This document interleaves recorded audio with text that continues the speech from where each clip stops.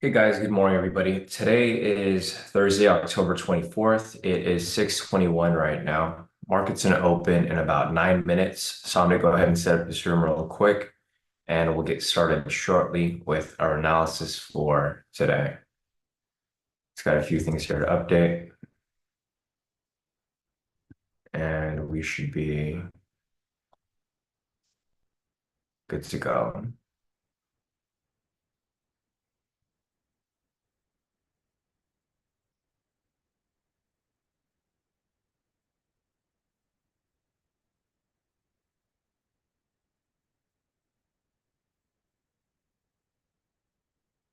All right, it's good. So let me get this link sent out to you guys here in the premium.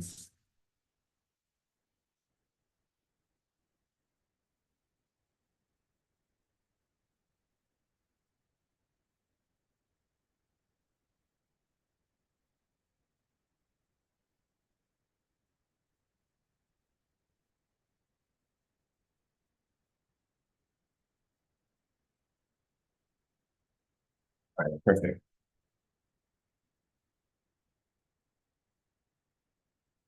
So as people join in,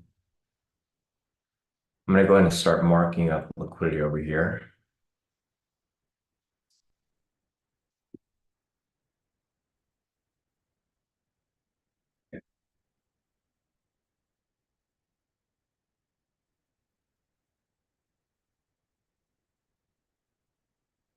Going down to the 8 hour.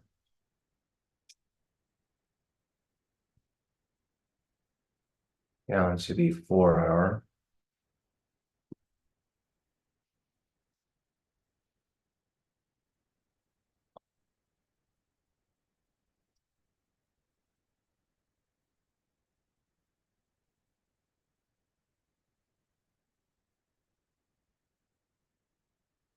Down to the 2 hour.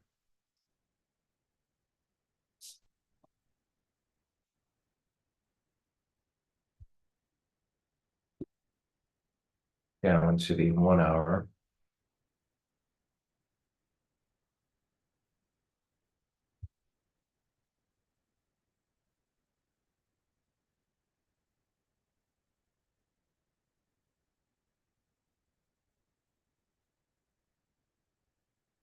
Down to the 15 minute.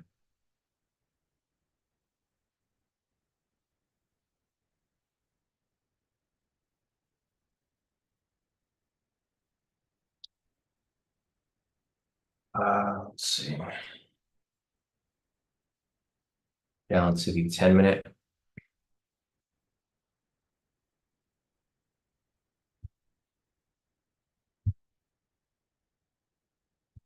And right back down to the 1 minute here.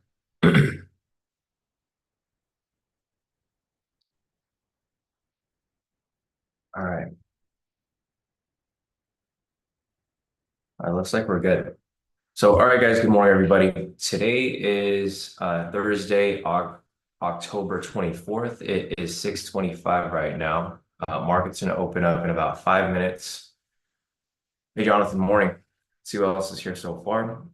Morning, CJ. Morning, Daniel. Morning, Adam. Morning, everybody.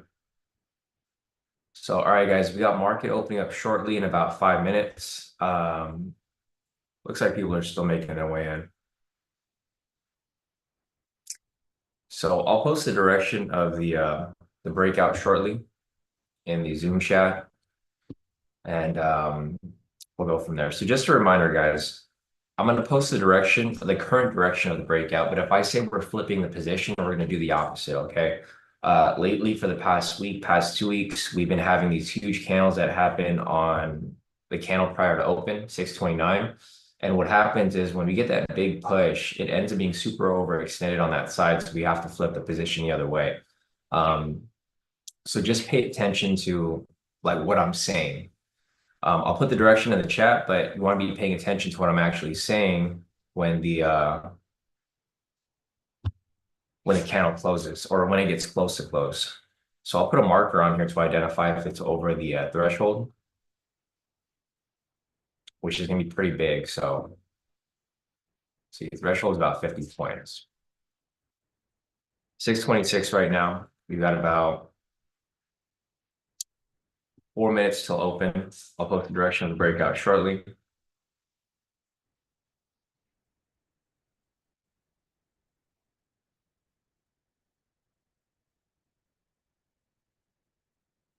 The market's been pretty much ranging super hard this morning. So we had news over here at 5:30, this huge 5:30 candle.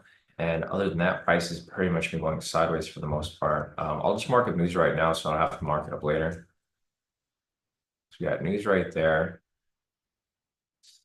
We got more news at 6:45 and at 7. So there's a lot of news going on today. Hoping the breakout hits right away. Otherwise, we'll be holding on to it into news.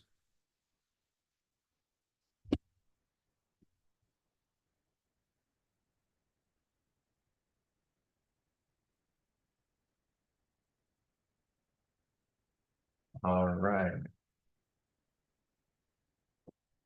So, all right, guys. Good morning, everybody. Looks like majority of you guys are here so far. Looks like we're ready to kick off this trading session. Like I said, guys, I'm going to post the direction of breakout in about a minute in the Zoom chat. Listen for my signal though, because if the candle on 629 moves a little too big, we're going to reverse the position like we did for the past 2 days. However, we're going to be following it closely until that happens, of course. So I will be posting the direction here in about 30 seconds. About 30 seconds, I'll post the current direction, the breakout, and then after that, I'll be confirming whether we're going to flip that or stay in the direction that we currently are in.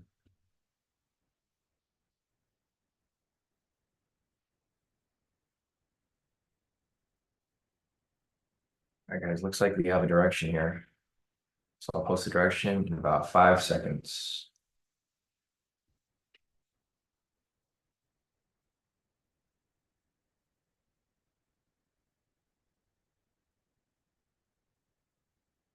All right, so we got the direction of the breakout right there. Post it in the chat, guys. I'll be following this to see how much it moves.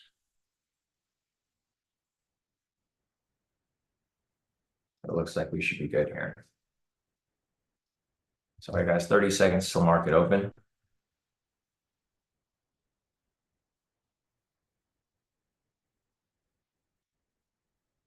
We got 20 seconds till market open.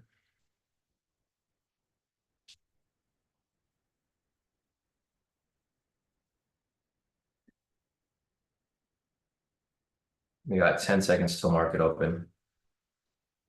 Market's gonna open in 5, 4, 3, 2, 1. Market is open, guys.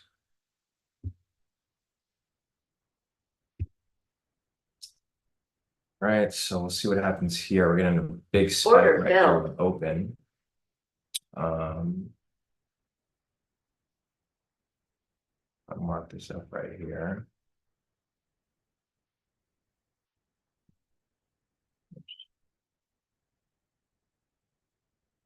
Go and set this up real quick, make sure everything's good. I'm just off by a few points.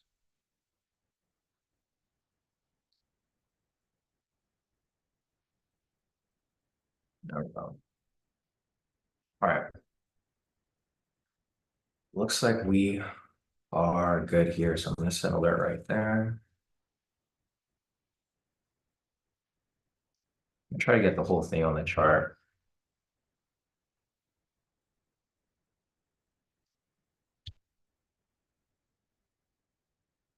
Let's see.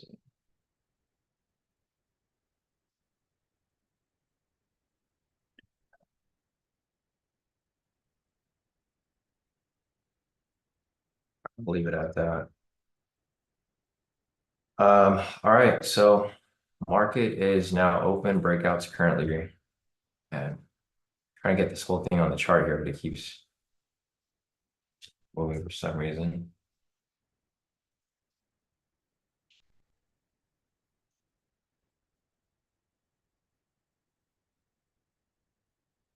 Let's go back to the 3.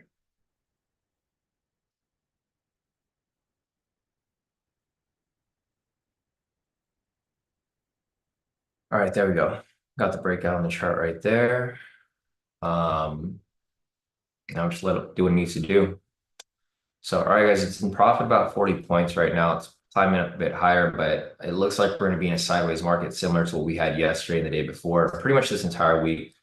Let me mark opening price over here. Yeah, so it's not very directional right now. Price is kind of just sitting down the middle. There's opening price marked up. So the lower level of liquidity right here got hit. If you guys took that lower level, looks like that's already pretty much done with. So if you took that for a sell right there, it pretty much got hit pre-market. So first level of liquidity right there, full TP on that. Take that level off. The lower level right here as well. So if you took the liquidity down here, also hit TP right there. That was right on open.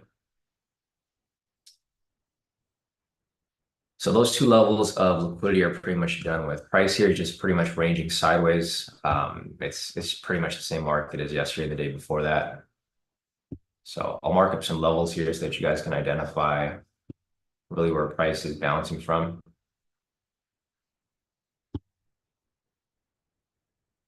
So that right there.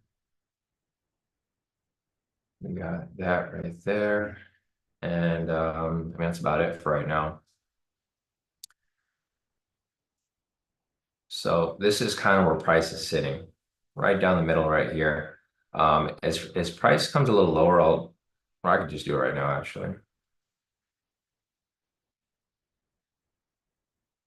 So it seems like,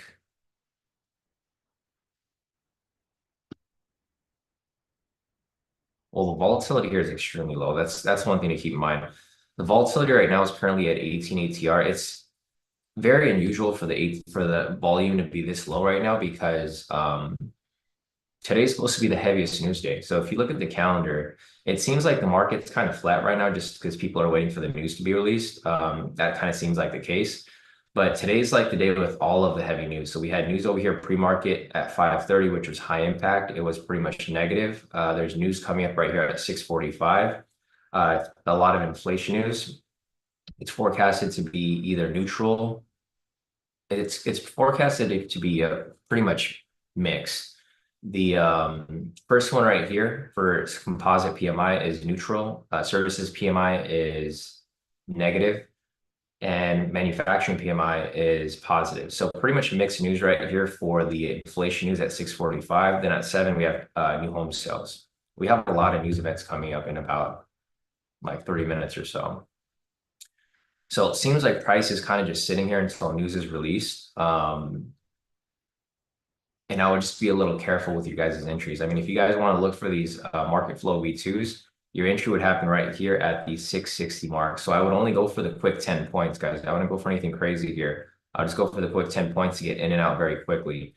The ATR are starting to pick up a little more. It's currently at 24 now, so it's picking up slightly, but not very much. It's kind of just sitting where it's at right now. So again, if you guys want to take these market flow V2s, I mean, feel free. I would just get in and out very quickly, though. I wouldn't hold on to it for too long. Just go for those quick 10-point moves because the direction of price here hasn't really been established yet. It's kind of just going back and forth at the moment. So we'll see what happens here in a few. It looks like we're probably going to be holding on to this for a while, at least until news happens at 6:45. Hopefully the 6:45 news will be the catalyst for price to really push in a direction. And then, obviously we'll go from there. So let's check the news real quick on CNBC if there's any breaking news here.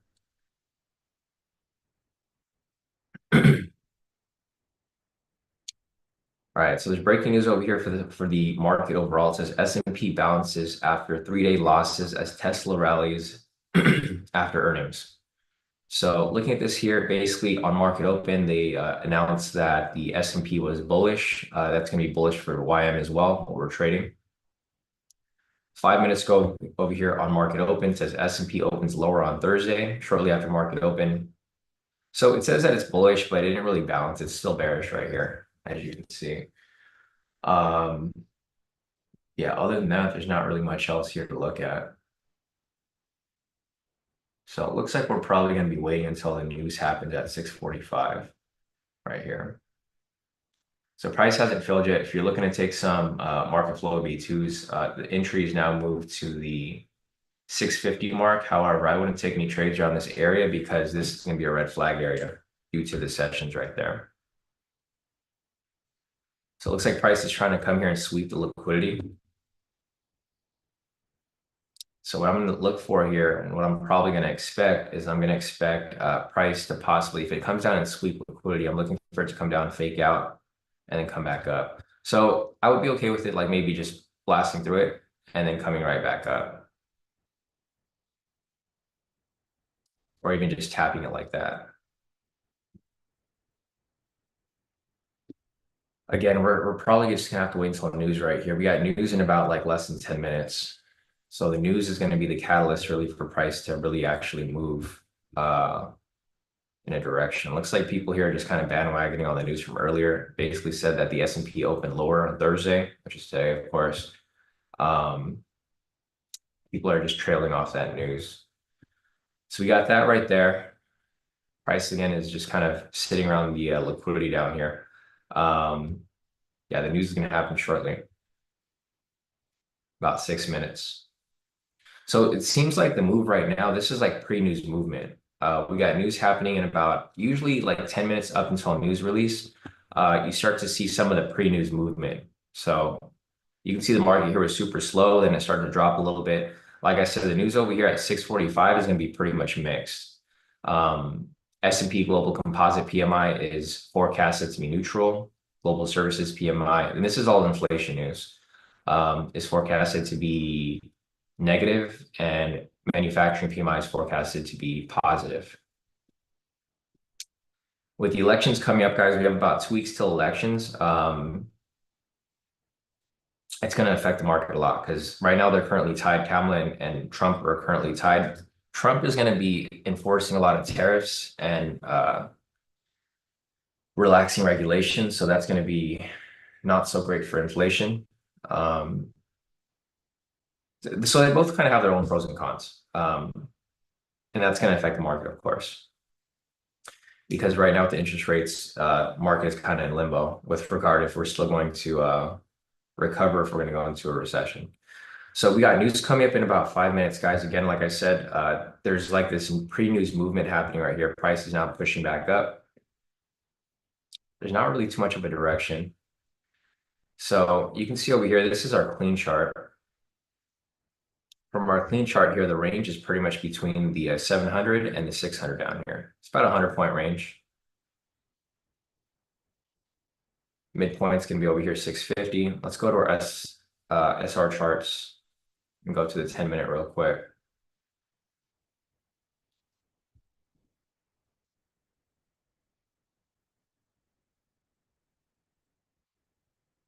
All right, let's mark up some zones. So we got some zones right here.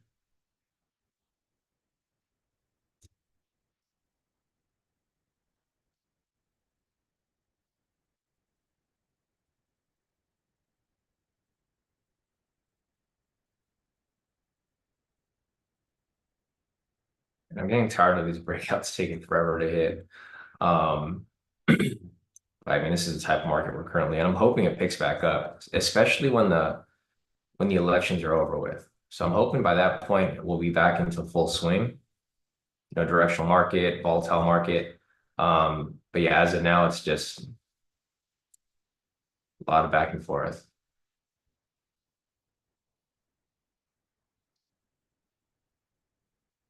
All right, so I've marked up the zones over here. Let's go back to the 1 minute. So price is currently sitting within the support level right here. It looks like it's faking out below the support level. And it's pulling right back into the range over here. So I've marked up 3 different charts with 3 different levels. You can see over here for the SR chart, this is the support and resistance. This is the resistance. This is the support. Price is kind of just ranging between this area. Whenever price breaks below, it basically fakes out and then pulls right back into the range here, of course. Going over here to our clean chart with the levels, price is pretty much ranging. This is like considered the support level on the SR chart, ranging between the 650 and the 600 mark. Here on our main chart, you can see prices kind of ranging between the sessions and opening price and the liquidity down below right here. So they're all kind of lining up around the same area. Again, we have news coming up in about 3 minutes, guys. So in 3 minutes, news is going to come out. We'll see how that pushes price around. We have that, and we have new home sales at 7 o'clock. So if anything, this is probably what's going to push price the most. I don't think new home sales is going to push it out too much, but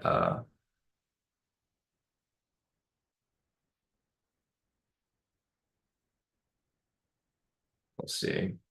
CJ said it's stuck on the Asia low session. Daniel said, can't wait for it to be done so I can stop seeing all the damn ads and text. Yeah, exactly, Nikki, 100%. Yeah, it's super annoying, the election.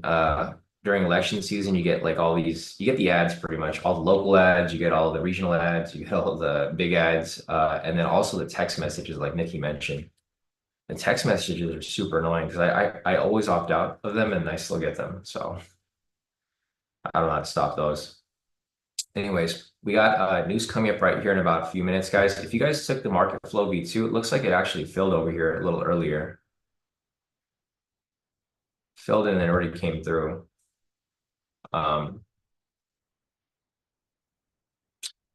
But I'd probably hold off on any entries right now because we got news coming up in about 2 minutes.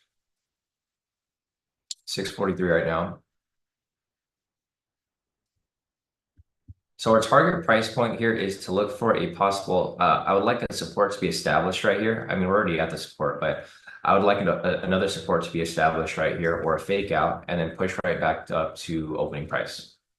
So my first target right now for price to recover to the upside is going to be opening price. Once price reaches opening price right there, I'll be looking for it to push up higher to liquidity up there. And we'll go from there. Right now, price is kind of just sitting right here at the moment. So let's see what the inflation news looks like. I mean, inflation is high right now, so I'm hoping the news is good for the overall economy, of course, and also for our position.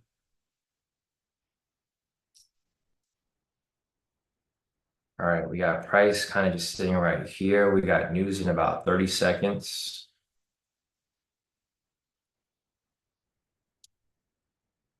Inflation news right here in about 30 seconds. Then we have new home sales at 7 o'clock in another 15 minutes. 20 seconds right there for inflation news.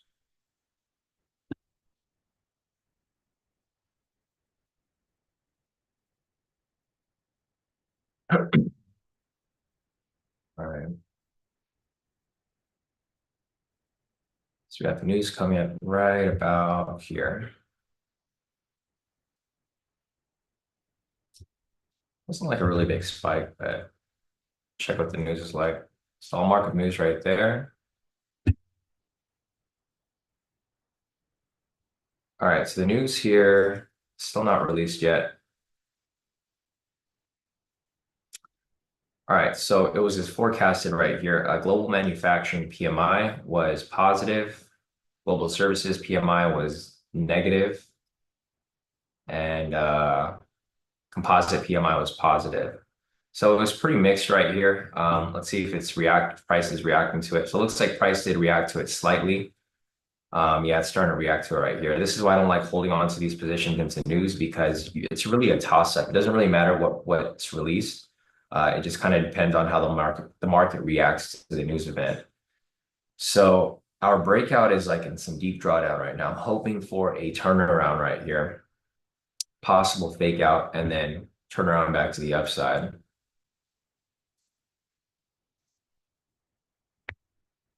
What's up, Jason? Yeah, it's a buy for today. So I'm hoping right here that we're getting the turnaround. So it looks like they were luring in some sellers right here on the liquidity point. I'm hoping right here that after it lured some people in, it's gonna fake out right here, swing right back up. We have another news event right here in about 15 minutes. It's a long way to go.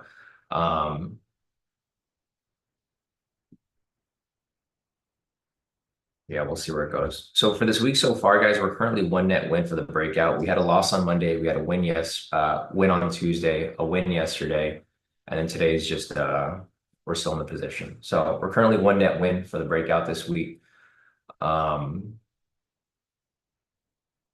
for a win streak. We're just kind of waiting for that win streak to come by because we haven't had a win streak since like the first week of October. And the win streak is kind of overdue, I'd say. If the win streak doesn't complete this week, then it'll probably start next week because next week is NFP, as you guys know. And here we go, as price pushes back up. So my target price point right here is going to be opening price, of course. That's our first target price point right there. Have price at least get to that point. Once price gets there, look for price to climb up higher and pretty much knock out liquidity over here. So this liquidity is pretty much done with. The lower one, see if there's anything below here. The next level of liquidity is pretty far down right here. It's yeah, it's a ways down.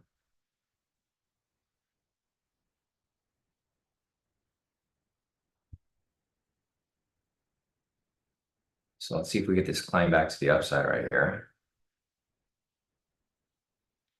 So it pretty much did what I was hoping for and what I was anticipating. So like I said earlier, I said price is probably going to come down, sweep the liquidity. And then once it sweeps liquidity, it's going to fake out.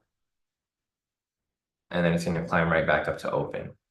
Right, that's kind of what's happening here. So I'm glad that the analysis is playing out how we planned for it.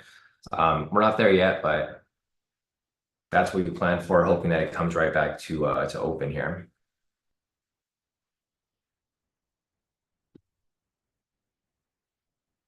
Yeah, exactly. CJ said, I hate when we have 6:45 news, it messes up the flow. Yeah, because whenever news happens like mid-session like that, it just kind of tosses price around because it becomes a catalyst for manipulation. So like whenever news happens like that, you're either going to have more people on one side or the other, right? Because people like to bet news, of course. Right? I'm sure you might be one of those people who likes to bet news. I used to bet like that and trade like that a while back. I just don't like doing that anymore because it's a super stressful trading during news because you never really know where price is going to go. Like you can anticipate and understand that price is likely to be bullish or bearish based off the news event. But a lot of times price does the opposite. So we'll see. So right here, Daniel identified this as a V1 variation. Yeah, so Daniel said V1 variation, high level momentum scalp, and a breakout V3 continuation, or breakout V3 just in general. There's a couple entries here that came up. So thanks, Daniel, for mentioning that. Looking at this right here, we had a double body rejection. So that was a V1 variation right there, reversal pattern to the upside. So if you would have taken that there for a buy, obviously your TP would have gone hit. There was a buy signal here that came up also. So there's a lower low right here. The buy signal broke and closed past pivots 1 and 2, and then that would be considered a high low momentum scalp. And then on top of that, there was a buy signal with the green candle after it, which was a breakout V3 continuation. So a couple entries right there that came up. Looking at the current price right now, again, like I have no idea where price is actually going to go because it's still kind of just sitting down this middle area right now. It is dropping, like we are having this bearish drop, but a lot of the movement here is based off the news that happened at 7 o'clock. So it's kind of hard to tell where price is actually looking to go. It looks like it's just consolidating around this level right here. So around the 600 level is kind of where price is sitting at right now. It pushes away from it and then it comes back to the 600 level. This is kind of where price gravitates to. Let's go over here to our SR chart. There's no zones down there. So there's a zone down here, but it's pretty far down. There's nothing like in between.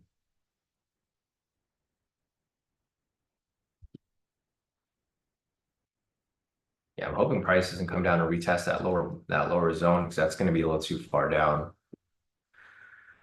All right, so we are again just waiting here. There's no zones down here for me to mark up, so I'm just going to leave it as is until a new support is established. Probably won't be established for a while.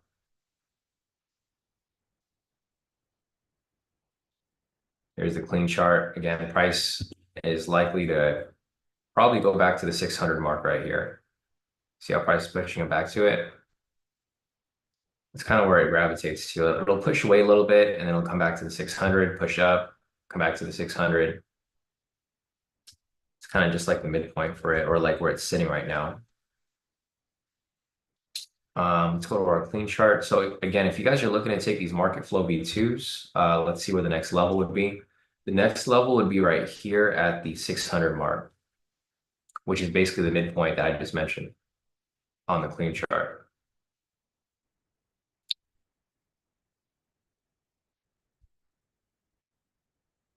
Let's see, market open right here at 630.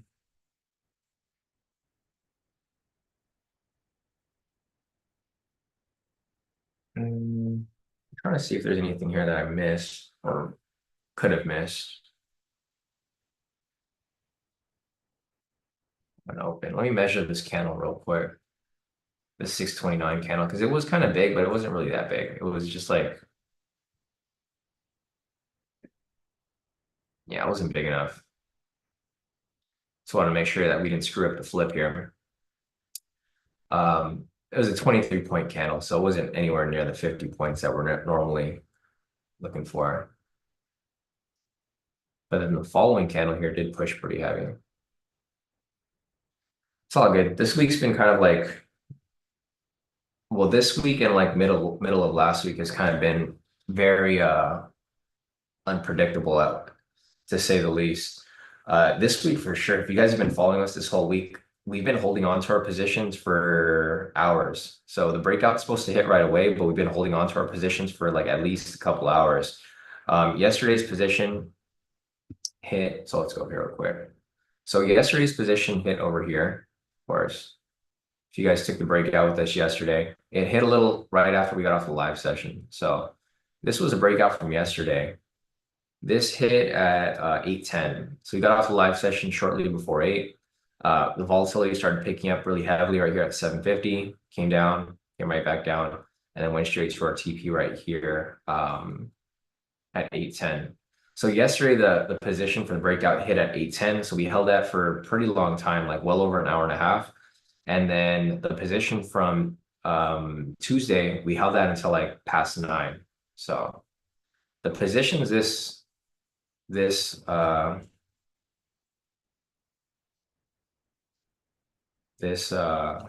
week have been like we've been holding on to them for a crazy long period.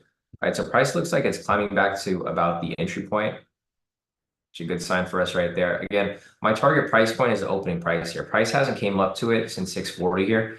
It initially came up to it right here when it first hit, and then it just kind of stayed down here pretty much the rest of the session. So price is now coming back to entry point. We're almost there. It's a good sign for us. There we go. So price is almost at, there we go.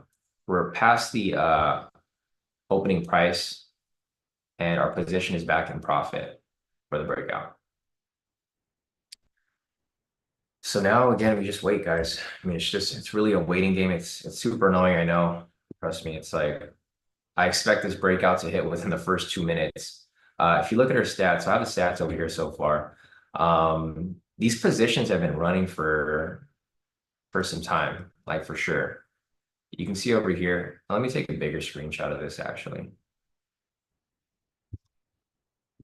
There's no positions right now, guys, so don't worry. You guys are not missing out on anything right now.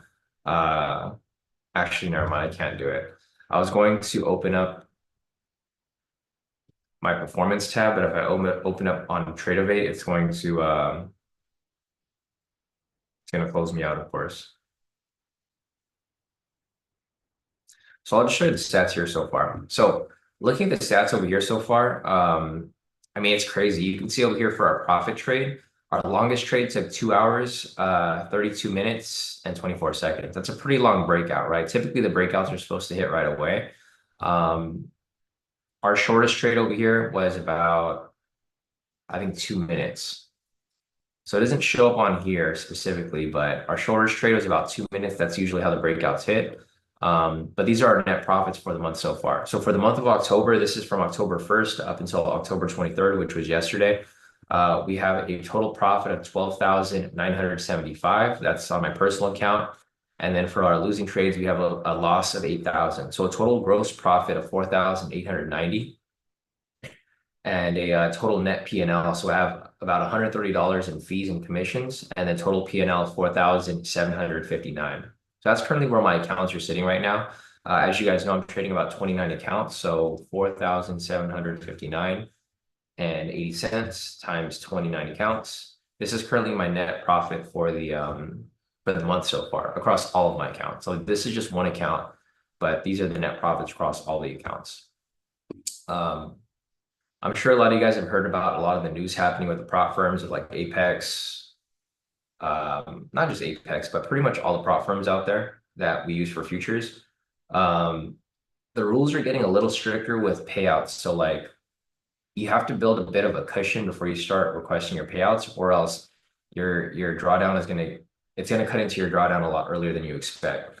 So for me here, I'm kind of just spreading the risk across all the accounts. And then I think for this month, I might just keep building the cushion, and then I'll just request payouts the following month, because I don't want to request payouts and then I'm like super tight with my trailing drawdown, and then I end up getting close to possibly blowing the account, right? So just keep that in mind, guys. Try to review like the rules, or just don't. You don't even have to keep doing what you're doing, and make sure that you build a big cushion before you request the payout. I know a lot of you guys are excited to request payouts like right away, but you don't want to request a payout and then, because their new rule is basically, I don't know if it's for Apex or for another prop firm, but I saw in a couple of my groups that basically you can only request payouts above your buffer, and the buffer is pretty high. Like the buffer is the buffer for a 300K count is like I think 6,000 or 7,000. So basically, like I can only withdraw profit above that. So like, with our daily profits, I would have to have like a pretty nice win streak for me to be past that and have enough threshold past that to keep going.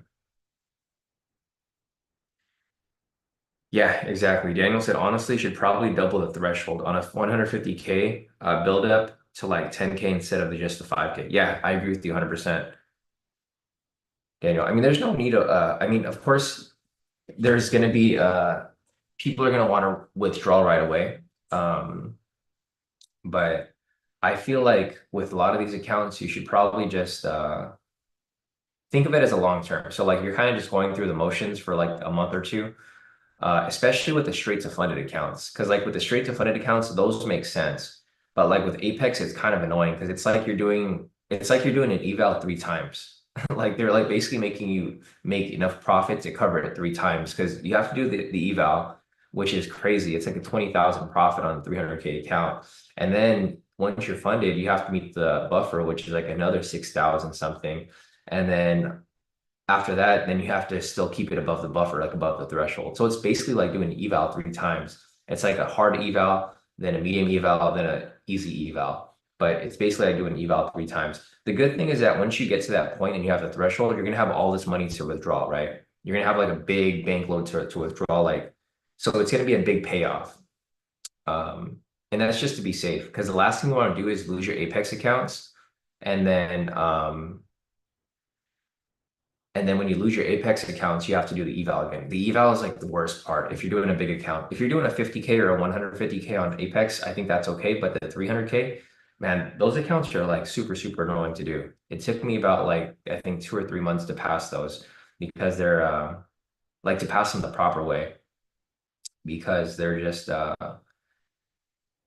the drawdown is so small, but then your profit goal is like super, super high. It's just not worth I mean, it's worth it once you get it passed, but for the most part, it is tough to get past it.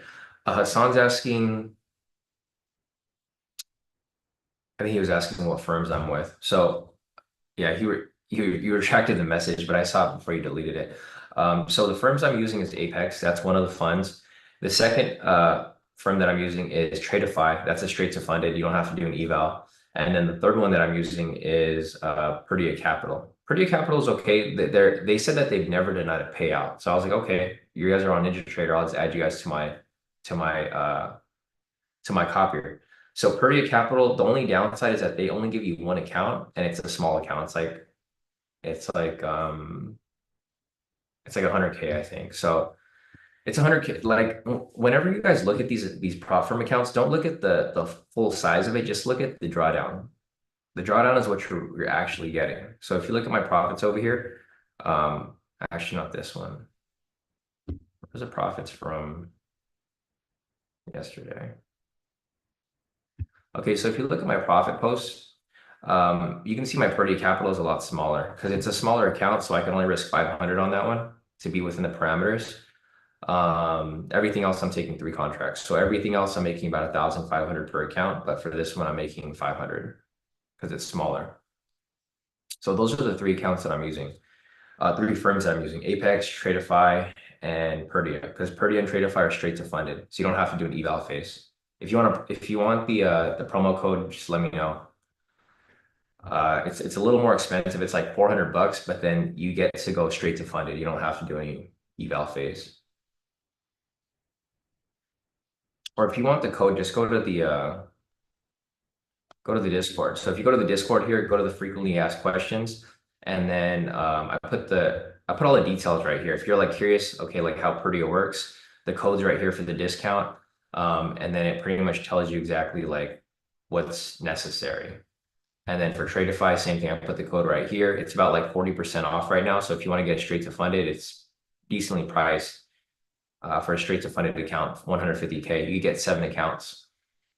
And then of course, Apex, if you still want to use Apex. Apex is good. It's just passing the eval is super annoying. All right, guys. So the breakout's back in profit right here, as you guys can see. We'll just continue to follow it. But there's no actual entries that are available right now. No scalps because of the current direction of price. We got news right there at 7 o'clock that passed. Mark that up. Thanks, Sam. So the news came out over here for new home sales. It was positive, so that's beneficial for us. Hopefully, people bandwagon onto that news, and then price pushes up higher. So we'll see if that becomes the case. But thanks, Sam, for reminding me. Totally forgot there was news there at 7 o'clock. Here, let's see. Daniel's asking if I've gotten paid out from the straight to funded yet. No. So unfortunately, I'm in profit, but you have to have a buffer with them. So right now, I'm currently at 153,000. So I need to reach that buffer with them. I think their buffer is like 5 or 6,000. Daniel. So for them, it's different. With the straight to funded, I will get the payout right away. So I'm not gonna build a buffer, a threshold above the buffer. I'm just gonna reach the buffer, and then I'm gonna get the payout. Because the thing is, I'm gonna request a payout of 3,000 per account, right? So let me just do the math real quick. So I'll do 3,000 times 7 accounts. So I'll basically, for my first payout, I'm gonna request 21,000 from them. I'd rather get the payout and then risk blowing the accounts if like we ever go into like a heavy losing streak, because so I request 21,000 in payout. They cap you on the payouts too, which is annoying, but that's just how these prop firms work. And if I need to buy another account, 400 times 7, it's only gonna be 2,800. So I'd rather just withdraw and request payout for like the cap on all the accounts. And then if I need to buy another 7 accounts, it's only 2,800. So the risk to reward here is like the risk to reward with these straight to funded accounts. It outweighs the risk, because I'll get paid out 21,000, and if I blow those accounts, I don't have to do an eval phase. I'll just buy another 7 accounts for $2,000. So yeah, for those, once I reach the threshold, I'm going to request a payout.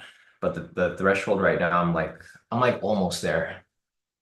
That's why I'm waiting for that win streak. Once we have that win streak that comes back, like once we have a nice win streak of like 4 or 5 wins, I'll be able to get that payout. Because so I'm making about 1,500 per trade, and then if we have like another 5 back-to-back wins like we had first week of October, that's 7,500. Of course, I'll make it past the threshold, and then on top of that, I have a profit that I've already made. So that's kind of where I'm at with them. JJ said, Sean, bro, take profit trader is fire. I'm getting payouts daily, and they're fast as hell too. Nice. I'll probably look into take profit trader. The only thing I didn't like about them is that their accounts are a lot more expensive and I just didn't like the whole eval phase of them. But if what you're saying is true, then I mean they're solid. If they're paying out every day, that's uh that's pretty good. So I'll probably look into them as well. I'm pretty much looking into any prop firm that uses NinjaTrader. That's like literally all I'm looking into because I'm just adding them to my copier and then I'm doing the same thing, taking the same trades I'm already taking, and then just repeating the process.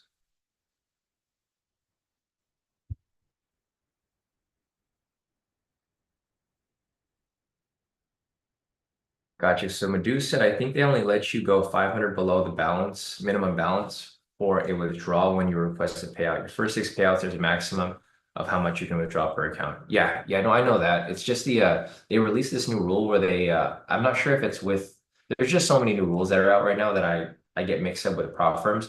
But for one of the prop firms that I saw, they're requiring that you can only withdraw whatever's above the threshold.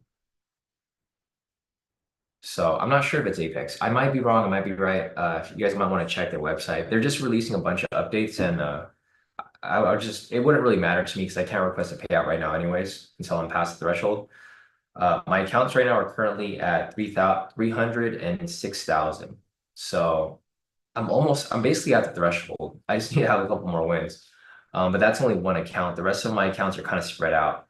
So I have one account that's at 306,000. I have one that's at 305,000, 304,000, 301,000. They're all around the 300K range. Like they're around, like the payouts are going to be kind of distributed differently throughout my Apex because they're not all around the same for some reason. I think it's because of the slippage we've been having. If you guys saw my profits for the past couple of days, the slippage has just been wild. Uh, it's been wild and super annoying. So you can see over here my personal account, I locked in the full profit, 1,500. The slippage on my Apex accounts over here they're kind of all over the place. There's one account here that made 1,320. There's one that made 1,185. So they're kind of split up all throughout. I mean, it wouldn't matter because once we have a win streak going, it's all going to kind of balance out. So these are my profits so far for the week, for the day. This is the day yesterday, and this is the week so far. That's why you can see my profits are so like they all should be at 1,500 for the week, but they're not. They're all kind of like split up because of the crazy movement on open. So our breakout entry is still running, guys. It's currently in profit. Again, like I said, this is probably going to be one of those days where this position is going to run for quite some time. It's 7:09 right now. And this position is probably going to run, I think, until like at least 9 o'clock because there's just not enough volatility in the market right now. The ATR is very low. It's currently at 20 ATR. So in order for us to really get that push to the upside, we need to have like some sort of catalyst really pushing price up. But right now, price is literally just going sideways. So there's no need right now to take any market flow V2s. Again, if you guys want to take some market flow V2s, take them when price is climbing, right? When price is doing something like this, you want to make sure you identify that pattern where price kind of pushes up, retrace, pushes up, retrace, pushes up. That way, whenever price pulls back, you can have your pending order just waiting right there and just take the entry, right? Same with the opposite direction. If you're looking for a sell, you want to see price come down, retrace, come down, retrace, come down. Right now, that's not happening here. This has been the theme for the past week or so, or maybe past 2 weeks or so. Price will kind of drop down a little bit. It'll consolidate. It'll climb up a little bit, consolidate, climb up a little bit, consolidate, and it just keeps doing that. And there's not really much to take here. If you guys want to take entries, I would recommend looking at V1 variations, right? Those are probably going to be the main ones to look for. So right now we currently have a pending buy signal. So I'd look for a double body rejection off the bottom side or a CV pattern. So for example, right here, price came down, sell signal. This candle was bigger than this one. That's a CV pattern for a buy.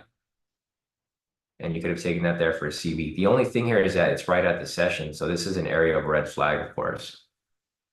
So, hey, Carl. I'll send a link to you. So guys, again, if you guys ever want to see what prop firms I'm using, just go to the FAQs over here on the Discord. I'll send a link over there to you. That's the straight to fund it. It's called Tradeify. They're a new firm, so I mean, take it at your own risk. Like I said, I'm not really gonna recommend them until I get my payout from them. But from people that I know personally, they've gotten payouts from Tradeify, so they seem trustworthy. I just haven't gotten a payout from them yet because I'm in the phase where I need to get to the buffer. But once I do get a payout, I'll let you guys know. They're good though, from what I've heard. So that's why I'm using them. And I think it's worth the risk. It's like a $400 account. So they might even have a 50% off going on right now for Halloween. That's one of them. And then here's the other one as well. Pretty good. So there's two of them. Tradeify, I would go with Tradeify. I wouldn't use Perdia yet. Well, I mean, you can use Perdia too, but Tradeify is probably the best one because they have discounts and then they offer bigger accounts. Kenny said, I thought that was always required in order to request a payout. Yeah, no, the threshold was always required, but like now, so before when you had the threshold, um, you would have like so say for example, you're at on a 300K account. Now, let me just put it over here real quick. So before new rules, you would have a initial trailing drawdown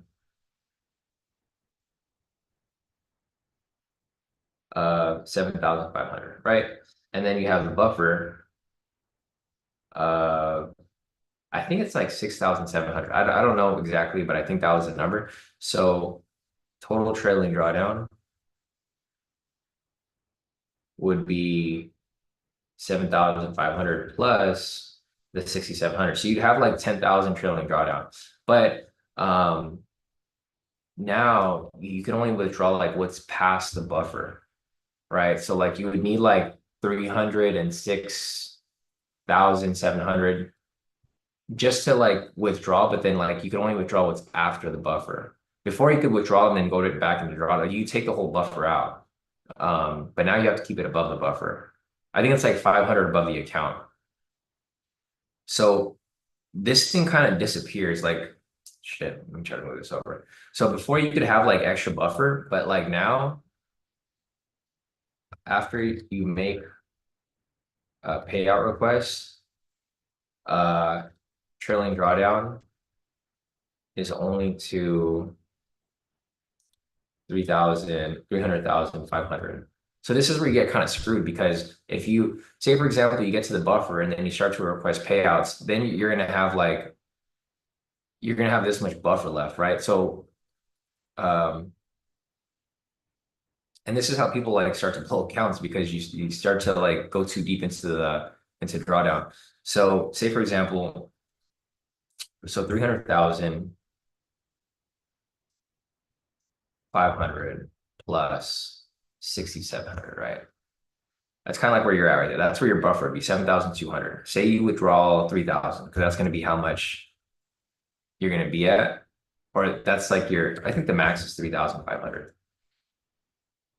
So now your buffer is at 3,700. So this is where you get kind of screwed because you thought you had 7,500 buffer, but now your drawdown is only 3,700. So I know it's kind of confusing, but it makes sense, but then it doesn't. But yeah, that's kind of like how it works now. There's just a lot of these new rules, and so in order for you to not get caught in anything, like you would just you just keep building the buffer basically. For the most part, that's kind of like what you would have to do just to make sure that you're not going to get to that point where your drawdown is too close. Because like for me here, like I've calculated my accounts to like in order for me to blow my accounts, I have to have 6 back-to-back losses, right? So if my buffer gets any lower than that, then I can only have a couple losses before I blow the account. Because if my account is stuck if my buffer is only at 3,700, that's like 2 trades, 2.5 trades. and that's not going to work well because there's going to be some days where you have two back-to-back losses, and that's going to basically almost blow my account. Yeah, no problem, Colin. Let's see.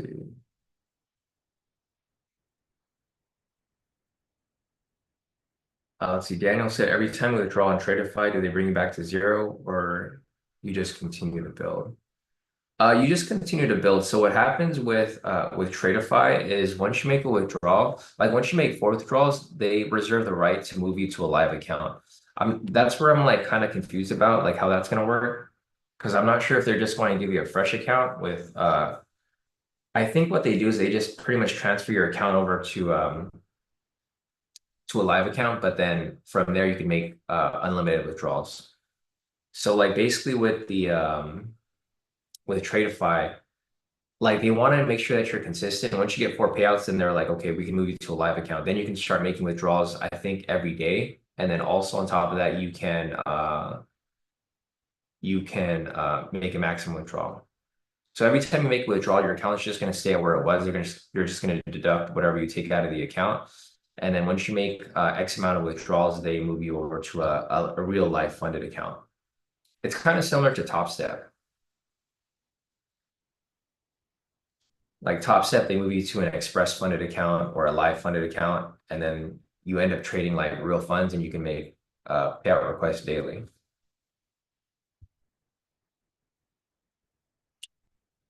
Daniel's asking if I'm on 300K. There's no 300K. The highest account is 150. So the cool thing with their 150 account is that you have the same drawdown as a 300K account on Apex. So the max trailing drawdown is 7,500. That's why I'm able to take the same contract size. And then there's no profit goal, of course, because it's already straight to funded. So all my accounts are 150. I have 7 accounts. So the math on that is total of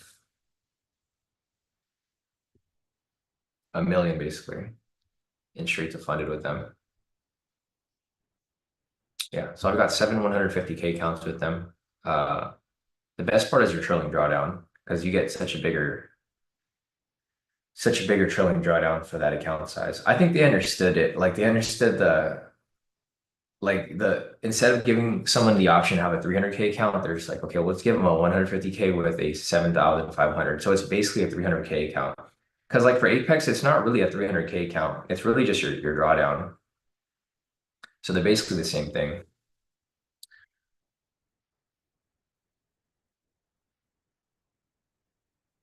All right, guys. So there's still no entries here right now. I mean, if you guys are looking to take some market flow V2s, feel free. The entry is going to happen right here at the 620. But like I said, the volatility here is so low. If you look down at the ATR, it's currently at 18 ATR. I wouldn't necessarily look to take any scalp entries right now because the volatility is just too low. The last thing you want to do is get caught in the reversal, right? Because price isn't really going directional. So right here, I'm hoping price does swing back up to open. But looking at this right here, it's doing the same thing it did earlier. So I just mentioned this earlier, guys. Price consolidates in ranges, goes up to another zone, consolidates ranges, goes back down, consolidates ranges, goes back up, consolidates ranges. It doesn't really do anything here. It's just back and forth every single time. So I wouldn't really recommend taking any directional entries. If you want to take some entries, again, I would just recommend you look at the V1 variation patterns. So V1 variation patterns, high-low momentum scalp. There's a high-low momentum scalp actually pending right here.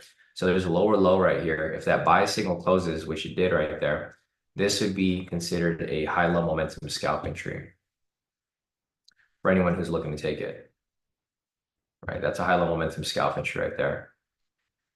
But again, like I said, there's just no direction here, so it's tough to really take a lot of entries here because you just end up being caught in the chop, right? It's just choppiness throughout here.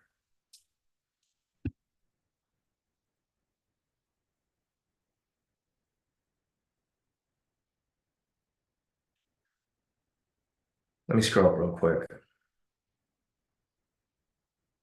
Dylan's asking, how do you connect all prop firms with a Ninja? You just log into your account. It's the same way. Well, So from your control panel, you just go to connections and then you add the account to your connections. And that's how you add pretty much all your Ninja traders. So you go to on your control panel, you go to connections, you go to configure, and then you just put your account details on there. And then from there, you'll once you activate them, it'll be like listed on your control panel. It'll say connection of like wherever it's connected from, and then your account number, and then basically all of your account information. That's how you'd add it to your Ninja. And then if you want to use a copier, once you have those listed on there, that's how you could add them to your copier.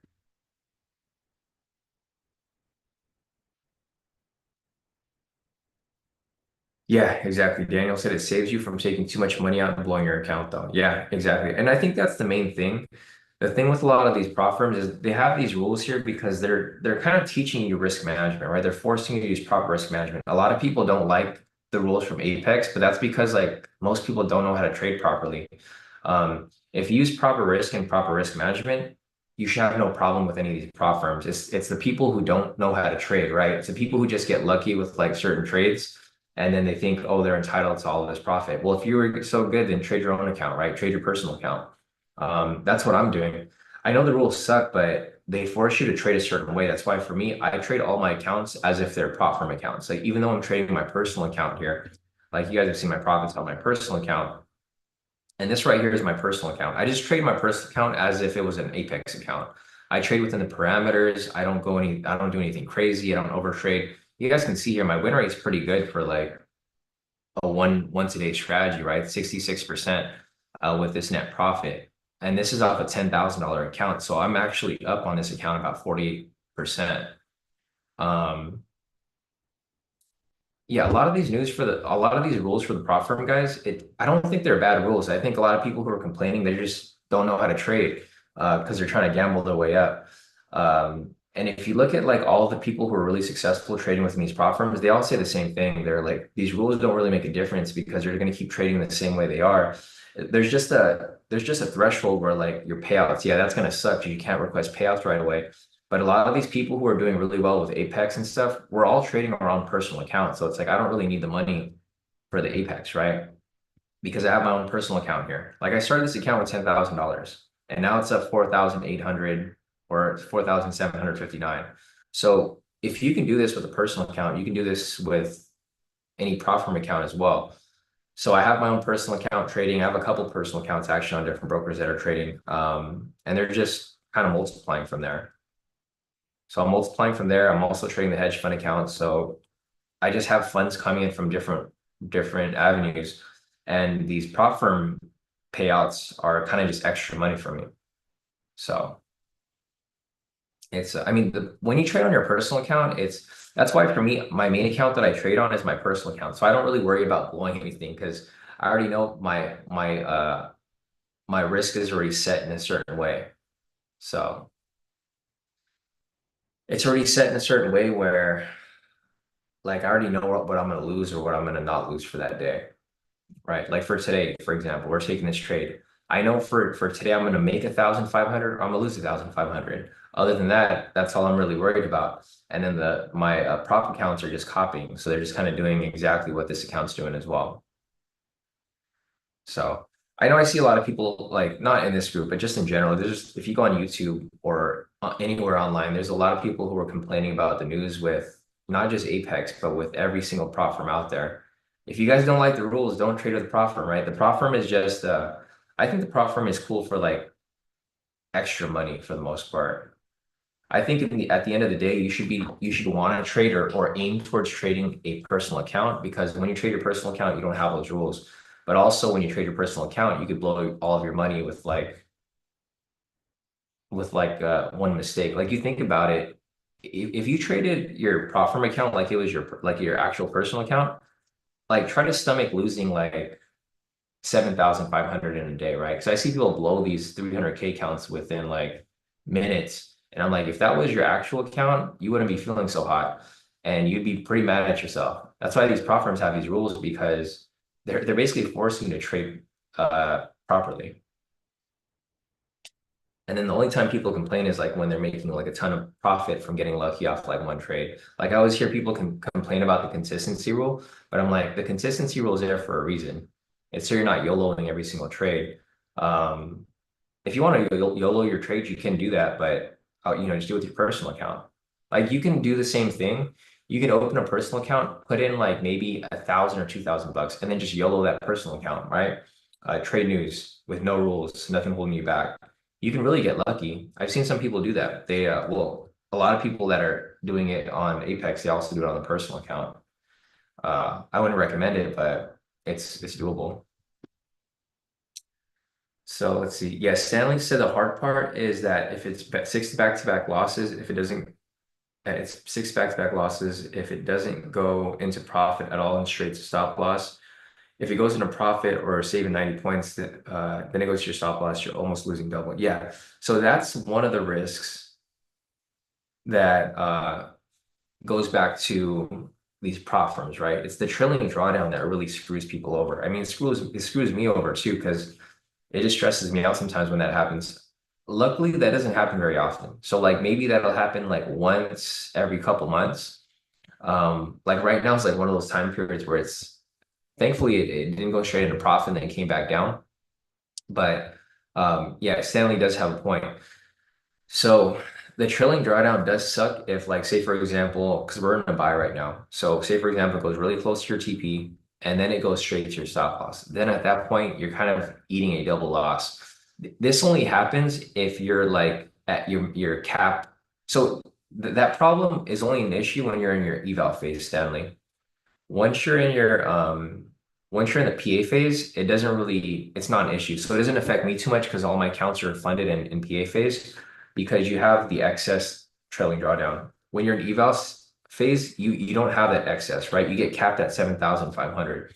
So you could keep winning. Like say for example, um, so say for example, your trailing drawdown is like right here, right? 7,500. So during the eval phase, this is where it sucks because your trailing drawdown could be like right here, and you can make more profit, but your trailing drawdown just stays there, right? It doesn't go any higher. So yeah, what Stanley mentioned there, that is a really big issue when you're in your eval stage, but once you're in the PA stage, it goes higher. So like it doesn't really matter anymore. Like if your trailing drawdown is at 7,500, and then say for example, one day you make 1,000, right? Or 1,500. Now at that point, your trailing drawdown is now at 9,500. So it allows you to build a cushion. That's why they want you to have that cushion that we were just talking about earlier, so that you can have more trailing drawdown. But you have to be past the threshold though. So like that's another thing too. So you have to like have like a couple wins to get past the threshold before you get to that point. But once you get to that point, you're past the threshold, then you don't really have much to worry about. So like what you were saying, Stanley, it doesn't really affect me because so in October we had five back-to-back. Like the first week of October, we had five back-to-back wins, right? So 1,500 times five. So 7,500. So your threshold is initial threshold is 7,500, right? But then we had five back-to-back wins over week one, plus. So now at that point, my threshold was now at 15,000.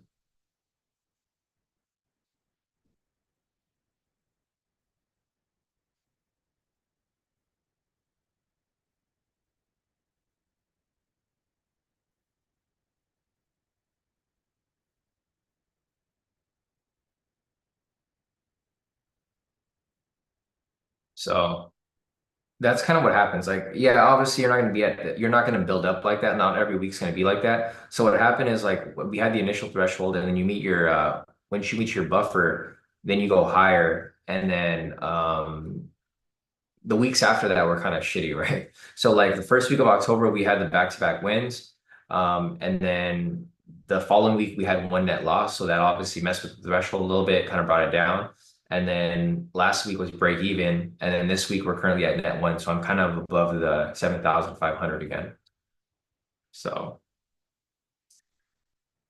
yeah, so yeah, it's tough when you're at that point where your threshold, you don't have the cushion, because when you don't have the cushion, it does pull you back. But once you have that cushion, and we're gonna have that cushion eventually, right? There's always gonna be like a time period where these win rate, these back-to-back wins are gonna come up.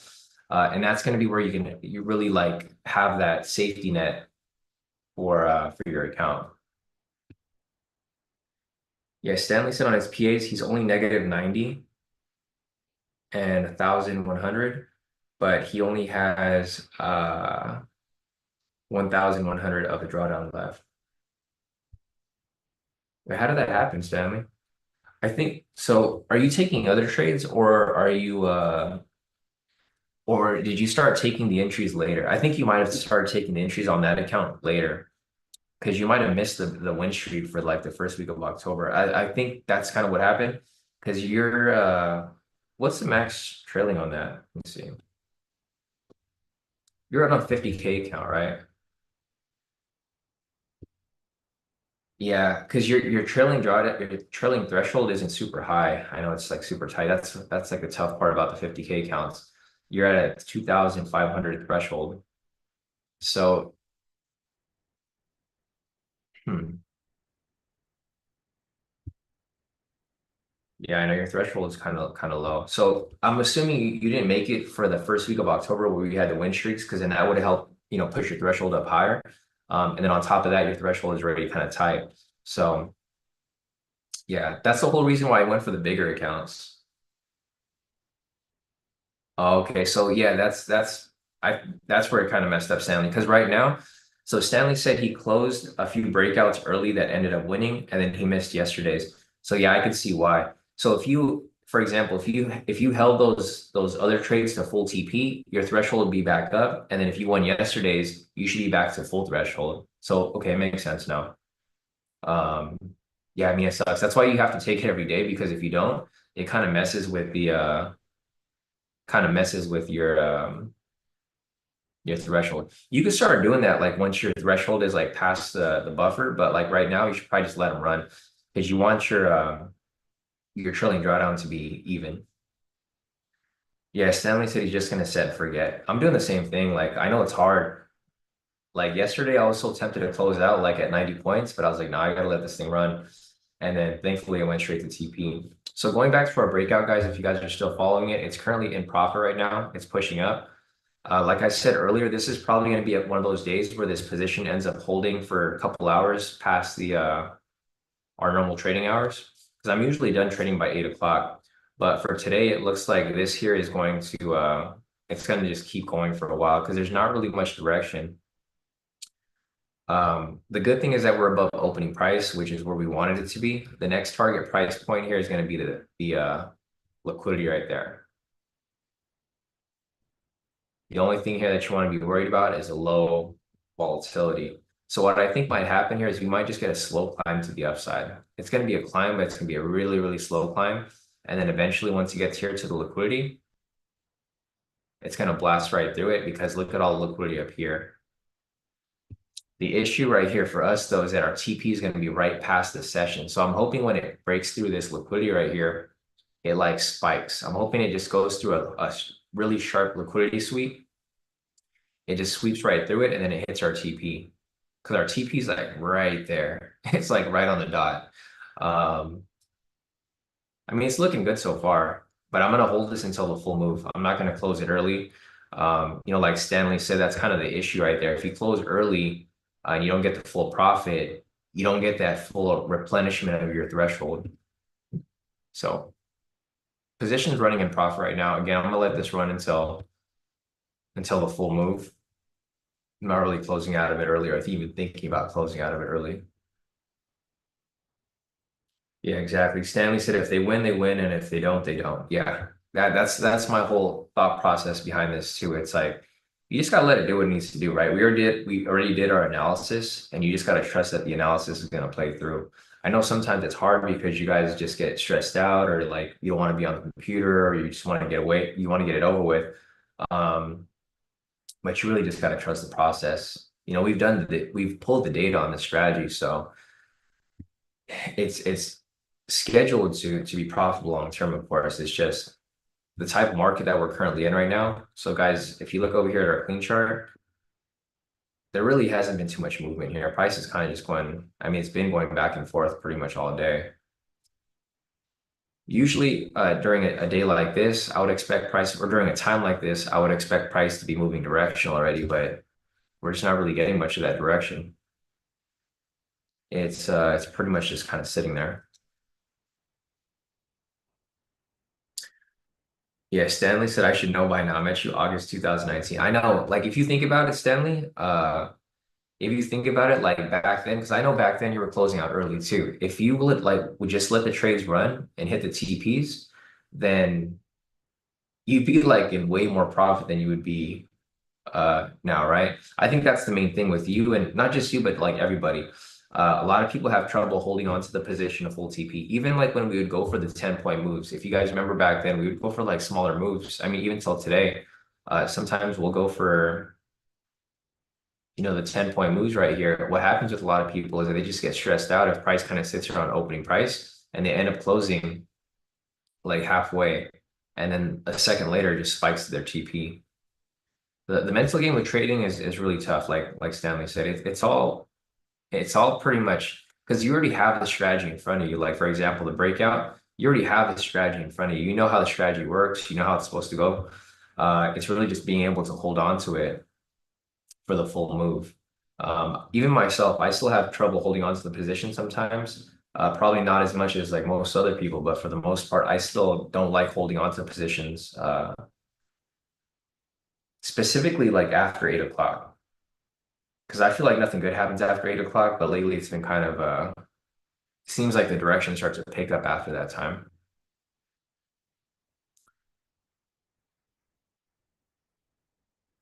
Let's see.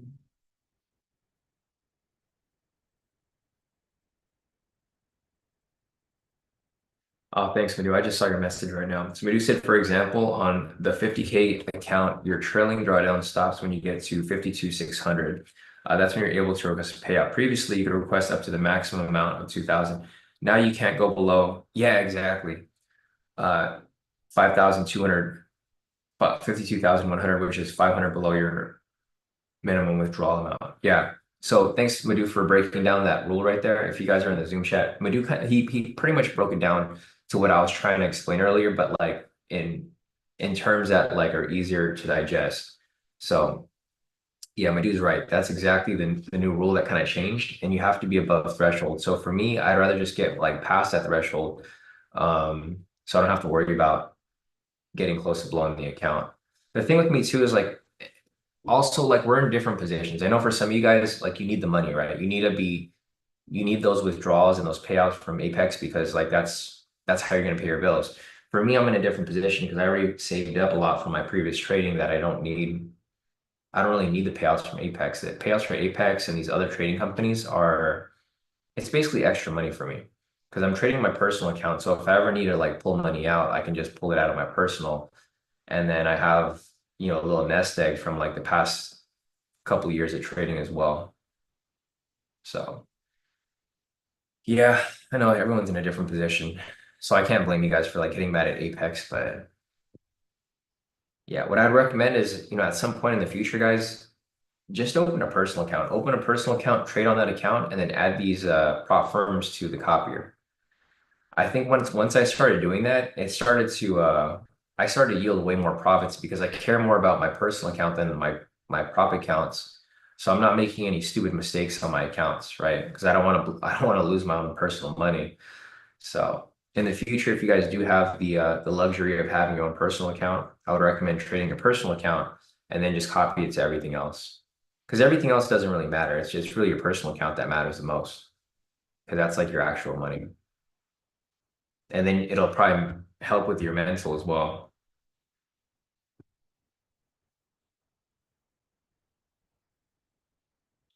CJ said also if you withdraw below your buffer, Apex is going to make you scale your contracts until you hit the safety amount. Yeah, I heard that too. Wouldn't really affect me too much because I'm going to stick to 3 contracts anyways. Like for me, I'm not really going to scale on Apex. I'm going to be scaling on my personal account. So yeah, for the most part, Apex and Tradeify and Purdy Capital, like all these prop firms are just going to like pretty much whenever I get payouts from them, I'm just going to be funneling those to my personal account. And then on my personal account, I'll increase my contract size. Stanley's asking, what's your risk on the 10K? I'm using the same contract size as all my other prop firm accounts. So I'm using 3 contracts, Stanley. The risk is really high, but it's only high because it's my personal account and I understand it. And the thing is, like, I have it at 10,000, but if I wanted to add another 10, I could just, I could just wire the money over to, I could transfer the money over to that account. So I'm taking more risk because technically I'm treating this as a 100K account, but I just have like 10,000 in there because it's enough to cover the cap, the margin, because you can trade leveraged, of course. Like right now, for example, I'm looking at my personal account. The initial margin is 34,320. So I'm supposed to have 34,320 in the account right now. That's kind of where I'm supposed to be. But it's only at 10,000 net. Like that's how much is sitting in the account. So yeah, I'm treating it as a basically a 30K account right now or a 50K account because I do have the funds in my account. I could just transfer it over, but I'm leaving it as is. If I get margin called out, which I don't think I will, I think like with NinjaTrader, you won't get margin called out until you get like below like 3,000. So that's why I'm just kind of leveraging it right now. But for the hedge fund clients, like if someone was to sign up for the hedge fund and they want me to trade their account with a 10K account, I would only risk about 500 because it's a different type of person, right? Like for me, I understand the risk. I can always deposit more money if I need to. But for a hedge fund client, I would only risk the bare minimum, which would be 1 contract. All right, guys, there's not really much going on here. If you guys have any questions, feel free to hop into the chat. It's currently 7:44 right now. I think like staring at the chart like this is just going to stress more people out because there's just nothing going on. Um, so just yeah, just let me know if you guys have anything that you want me to cover or anything you guys want me to explain. Stanley said, hoping I can save some money for the hedge fund. Yeah, the hedge fund is cool. So like the thing with the hedge fund guys is that I'm going to be trading really low risk. I'm basically going to be trading these breakout entries for you guys, but you don't have to really do anything, right? So you could trade alongside with me, and then you can also be part of the hedge fund. So like when you're part of the hedge fund, this is where it kind of takes away your mental game, right, Stanley? Because your problem is like holding on to the position. Basically, you're allowing me to do that for you. So like I'll take the breakout and I basically said forget it, and you don't really have to do anything. So like you can trade your own account, plus you can be part of the hedge fund, and then you'll just basically have 2 accounts. So you have like your own personal account, your hedge fund account, and then at the end of every month, that's kind of like where we split the profit. So like for example, right now, if you're a client right now with the hedge fund and I was trading your account, this is my personal account. So basically every client, this is what their account's looking like right now for the most part. So say at the end of the month, it hits November 1st and we have like a week left. So like say for example, we have 2 more wins, right? So right now it's at 4,759.80. And then say, for example, we have like 2 more wins that happen. So we'll just add that another 3,000 on there. So say by November 1st, you're at like 7,759. What we'll do is we'll pull up your performance here, pull up the month, see where your net profits are. And then from there, we'll just split that in half. So you just wire me over this funds, this profit, and then you keep the rest of it. And then we continue on for the next month. So it's pretty hands-free. You don't have to do anything. All I do is I add you to my copier. Whatever my account does, your account does. And then at the end of the month, we split profits. All right, guys, I think we're gonna wrap this up for the day. Again, like I said, there's just nothing going on here. There's no need to kind of just hang around here and start to get FOMO watching the market kind of move back and forth like this. So if you guys have any questions, feel free to reach out. It's 7:46 right now. We have about about 14 minutes till 8. So as we get closer and closer to 8 o'clock,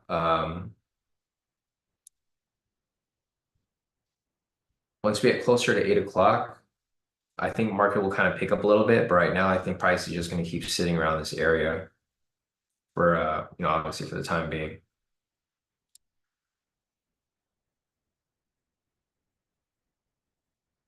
Gotcha, Jason. Yeah, no, definitely. If that already becomes the case, I'll definitely keep you in mind.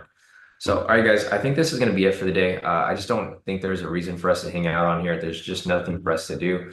I think the more and more we see the charts here with like this type of movement, the the more likely you are to make a mistake or fall into a position. So we're currently at the support level right here on the SR charts.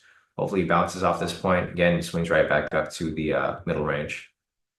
But all right, guys, I think that's it for the day. If you guys have any questions, feel free to reach out. Otherwise, I'll keep you guys updated with the position on the Discord.